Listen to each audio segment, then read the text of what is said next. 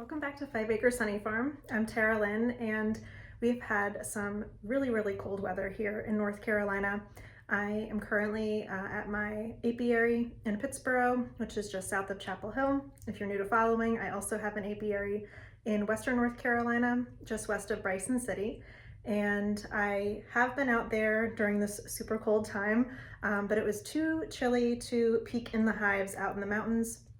We just got through a fairly hard freeze here.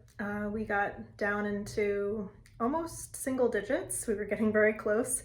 Now we have this beautiful day. It's in the high 40s, mid 50s, somewhere around there. I've been outside all afternoon.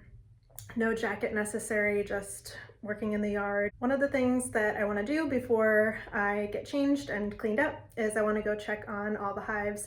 I have seen activity at the entrances of the hives, but that's not always an indicator that the colony is still there. So also what's not really an indicator that these colonies have survived is I'm not doing inspections right now, so that I don't know if the queen is alive in there. I don't know if she's going to lay well, if she is alive in there.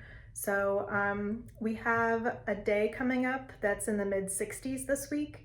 And as long as I have a good lunch break that day, I'm gonna jump in the hives and try to inspect as many as possible to confirm that the queen is in there, or queens plural. Really prefer to wait until the actual first day of spring to say that my colonies have survived winter, but usually for my own personal sake, just waiting to early mid-February, which is when swarm season starts. That's usually a good indicator to me that they've made it through the winter. And also I've got, after we take a look at the hives, I've got a little update on some visitors that have been hanging around here for a little bit, and then some updates about garden and such. Okay, hive number 1. So this is one of my older queens, and they live. This is good. And hive number 2. Take a look in here. This is also an older queen, and very good population in here. This is great to see. Like I mentioned before, this activity doesn't necessarily mean there are bees inside, but it's a fairly strong indicator. But you can see the activity is very different between all of the colonies. And the 2 on the ends have actually gone through the most sugar out of anyone here. And I wanted to just take a moment to show you. So the hives are at their lowest weight right now. So what I'll be doing in the next few weeks is moving the hive stand so that one on the far left is going to go further out to make more of a C shape, and so is this one closest to me here on the right. That's supposed to help prevent drift between the colonies. And number 3, this is one of them that have been eating a lot of sugar, and they have consumed all the sugar again. And 4 out of 4, 5 out of 5. This one's been tricky because they moved their cluster below this whole super of honey, so I made some room and put the sugar brick pieces in here. So they're still snacking on it, which is good. Can you tell this colony is my top propolis producer? So they're very snug. So this one has been making me concerned. I'm not going to go any further into it today, but it looks like the cluster is where I anticipated it being, which is far to the right and a little bit below. The last time, I'll just take a little closer look so you can see. This particular colony has been just hugging that right side, which is the southern side of the hive. And I do hear them down there. And what I did last time was I just pried open the lower box beneath this. And when I did, they had a huge cluster, but then I couldn't get all of the bees in very quickly. So some of them got a little crushed between the boxes. I'll show you because some of them are still here. Yeah, right there. So that's where they're hanging out. So when I do the inspections later this week, I'm going to start with this colony and clean up some of those frames and move things around and make it a little bit easier for them. Last one. 7 out of 7, and as expected, they have gone through pretty much all their sugar, like they have been doing. They've gone through 4 sugar bricks, so I will make another, and I have a recipe for the sugar bricks in the description for another video. I have something I'm going to show you.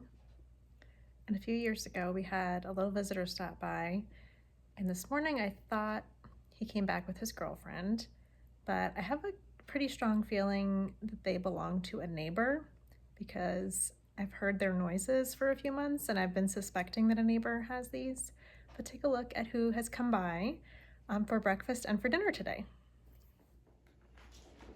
We've got who I like to call Mr. Peabody. We've got the peacock, and then we have his girlfriend or wife, Mrs. Peabody. And they came by this morning. They were making a lot of noise near our front deck, and then they went up on the roof. I'll show you all these pictures and some footage. They peeked in our skylight. They visited my office window, and then they kind of disappeared for the day. And I put the chickens away a few minutes ago, and I'm about to head out to the gym, and I saw a little figure by the door, and I thought maybe one of our chickens, sometimes there's a straggler and they're a little stubborn, came to the door for a little snack and missed going in the coop, but it was just these guys. So I have a little bowl out there right now with some feed, and I also gave them some water. They're really not interested in water, but they look so healthy and like just really well cared for. They're very calm and seem really tame, not startled at all. So they're definitely someone's pets, and really adorable. And they make really funny noises in the morning. I haven't heard him make it this evening yet, but in the past when we had a random feral peacock come through, he stayed for a few days, and every morning he would do his little peacock crow or call, and it's a very unique sound. And I haven't heard them make it during the day. It's usually like a morning thing, but yeah, these are our little visitors.